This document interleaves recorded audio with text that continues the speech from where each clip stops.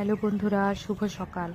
নববর্ষে যে মায়ের মন্দিরে পুজো দিতে গিয়েছিলাম, সেই মন্দিরটা আজকে এই শুভ দিনে তোমাদের সাথে শেয়ার করব বা তোমাদেরও আরও একবার দর্শন করাবো। আমিও আরও একবার দর্শন করব। পৌঁছে গেছি আমরা মন্দিরের চারিধারে সবুজ প্রকৃতির মাঝখানে মায়ের এই সুন্দর মন্দিরটি রয়েছে। মন্দিরটি মূলত একটি গাছের নিচে। এই দেখো, যতটা বাইরে রয়েছে গাছটা, ততটাই ভেতরে পেছনেও রয়েছে। আর গাছটার যে শেকড় ভেতরে রয়েছে, এত সুন্দর করে ভাগ ভাগ করে, যেমন আমরা ঘরে সিংহাসন থাকে না, ঘরে আমরা সুন্দর আলাদা আলাদা স্থানে দেবদেবীকে আমরা বিরাজমান করি, ঠিক সেইভাবেই এই মন্দিরে গাছের শিকড়গুলো দেখো কি সুন্দর আলাদা আলাদা। এক সাইডে রয়েছে বাবা ভোলানাথ, ওই সাইডে একটু বাইরের দিকে গাছের শিকড় কিন্তু পুরোটাই, এদিকে রয়েছে মা মনসা, আর বাবা ভোলানাথের এই পাশে আছে মা কালীমা।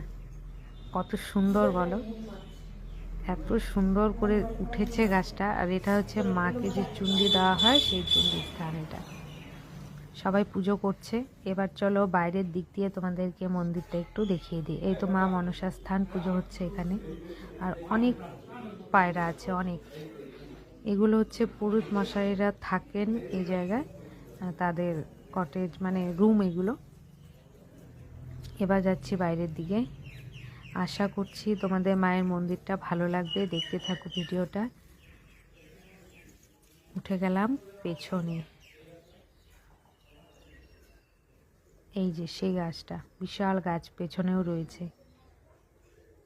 এটা কত পুরনো কবেকার গাছ কেউ বলতে পারছে না।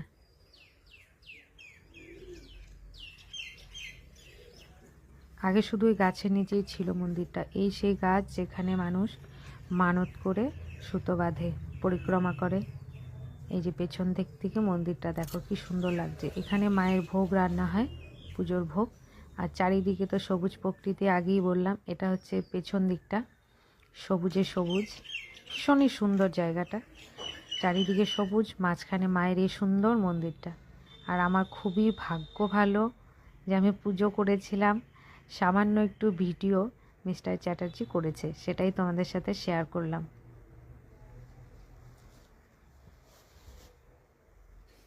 আমি আবার দেখলাম ভিডিও করছে। এই মা মনসার জায়গাটা তোমাদের সাথে আমি আগেও একবার শেয়ার করেছিলাম।